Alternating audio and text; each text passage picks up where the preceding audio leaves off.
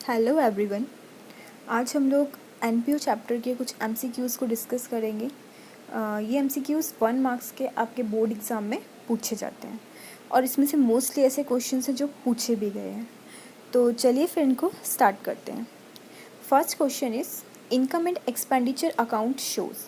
Income and expenditure account क्या show करता है? कैश इन हैंड को शो करता है, सरप्लस या फिर डेफिशिएंसी बताता है, या फिर कैपिटल अकाउंट बताता है, या फिर नन ऑफ डीज। तो देखिए, आप लोग इनकम एंड एक्सपेंडिचर अकाउंट बनाते हैं।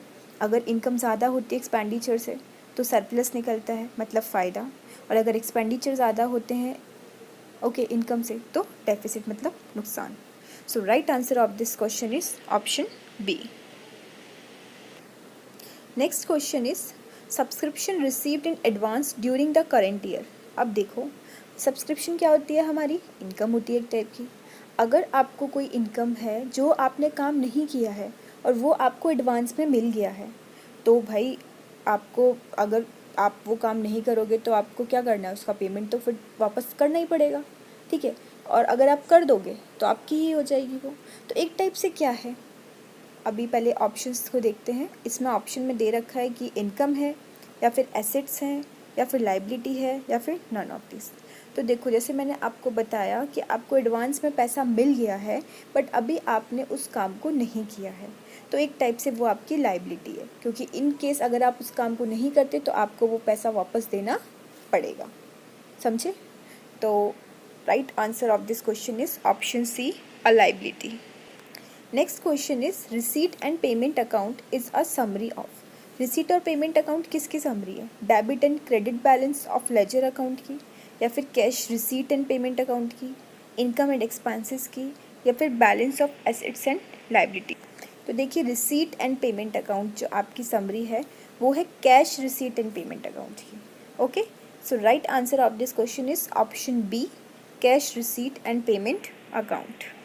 Next question is donation received for special purpose. अब देखिए, अगर खाली डोनेशन होता और डोनेशन किसी स्पेशल पर्पस के लिए मिल रहा है तो दोनों ही चीज़ों में क्या होता है?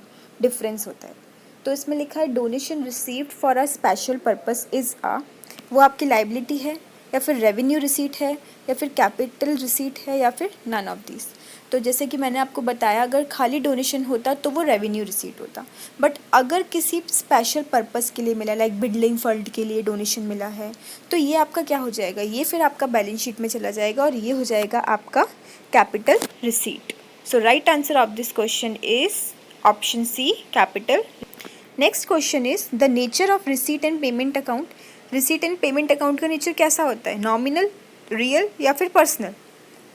तो देखिए, रिसीट एंड पेमेंट अकाउंट का नेचर होता है आपका रियल अकाउंट, क्योंकि रियल अकाउंट क्या होता है? वो account, the account of all those thing whose value can be measured in terms of money, जो कि आपका मेज़र कर सके मनी के टर्म में, जैसे कि कैश अकाउंट है, स्टॉक अकाउंट है।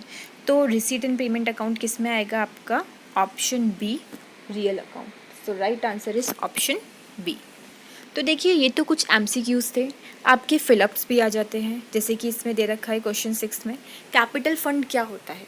टोटल एसेट्स में से हम क्या सब्ट्रैक्ट कर दें कि कैपिटल फंड निकले? तो टोटल एसेट्स में से अगर आप टोटल लाइबिलिटीज़ को सब्ट्रैक्ट कर दोगे तो आपका कैपिटल फंड निकल आएगा। सो राइट आंसर इज, मतलब आप जो फिलअप में जो फिल करोगे वो है total liabilities. Next question is surplus और deficit balance of income and expenditure account is transfer to. जो भी आपका सरप्लस और डेफिसिट निकलता है तो वो कहाँ ट्रांसफ़र करते हो आप? उसको ट्रांसफ़र करते हो आप बैलेंस शीट में। तो यहाँ पर आंसर क्या होगा आपका? Balance sheet. The nature of income and expenditure account. Income and expenditure का अकाउंट क्या होता है?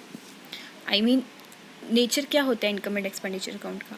इनकम एंड एक्सपेंडिचर अकाउंट का नेचर होता है नॉमिनल। नॉमिनल में क्या आ जाते हैं? आपके सारे एक्सपेंसेस और सारी इनकम्स।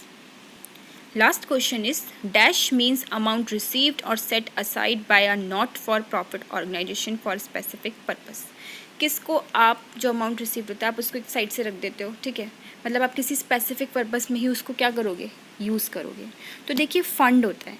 राइट आंसर क्या है इसका? Fund. Fund means amount received और set aside by a not for profit organisation for a specific purpose. जैसे कि बिल्डिंग फंड, तो सिर्फ बिल्डिंग के काम में ही आप उसको क्या करोगे? यूज़ करोगे। ओके, तो ये कुछ क्वेश्चंस थे, ठीक है, जो आपके 1 मार्क्स में आपके बोर्ड के एग्ज़ाम में पूछे जाते हैं।